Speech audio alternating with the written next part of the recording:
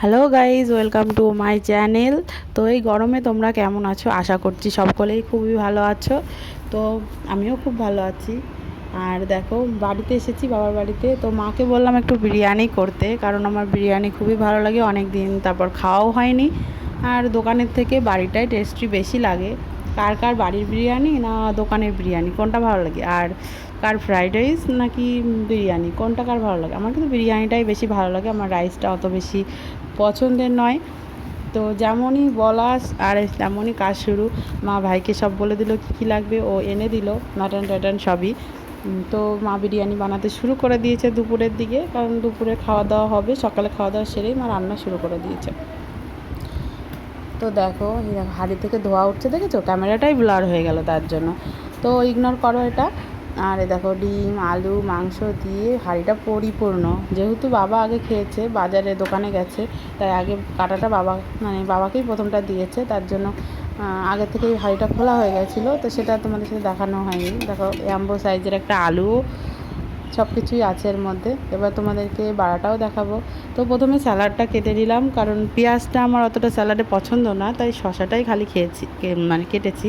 কারণ যেহেতু এখন মা আর আমি খাবো, ভাই পরে খাবে, ও একটু আগে ভাত খেয়েছে।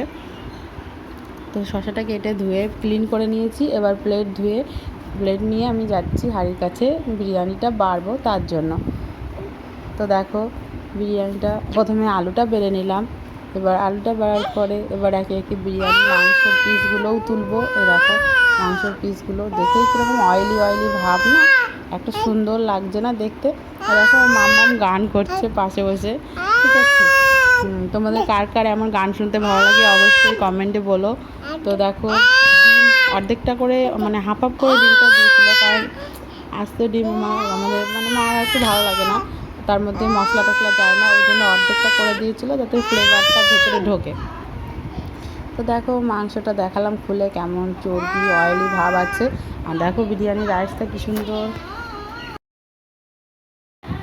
তো আমি 2 প্লেট বাড়বো, যেহেতু মা আর আমি খাবো। তো দেখো, 2 প্লেট রেডি করে নিচ্ছি। আর ডিমটা অর্ধেক করে দেওয়ার জন্য দেখো কুসুমটা খুলে গেছে, কিন্তু গলে যায়নি কুসুমটাও, দেখো দেখা যাচ্ছে, নো প্রবলেম। আলুটা থাকলেই হবে, মাংস ডিম স্যালাড না হলেও চলবে, বিরিয়ানির আলুটাই তো মেন, তাই না গাইস? তো কার কার বিরিয়ানির আলু বেশি পছন্দের অবশ্যই বলো, ঠিক আছে? আর কে কোথা থেকে আমার ভিডিওটা দেখছো সেটাও কমেন্টে জানিও, তাহলে আমিও বুঝতে পারবো আমার কোথায় কোথায় আমার ফ্রেন্ড আছে। তো দেখো, 2 প্লেট আমার তো রেডি, স্যালাড ট্যালাড সব কিছুই দিয়ে। তো আজ কেমন লাগছে তোমরা অবশ্যই কমেন্টে বলো। আর আজকের ভিডিওটা এই পর্যন্তই। তো সবাই সুস্থ থেকো, ভালো থাকো, আর গরমে নিজেদের শরীরের কেয়ার নিও। আর যাদের যাদের বাচ্চা আছে তাদেরকেও টেক কেয়ার করো, কারণ আমারও বেবি আছে, তো আমি জানি বেবি থাকলে কতটা কষ্টের, সে বেবিটারও কত কষ্ট, মাটারও কত কষ্টের।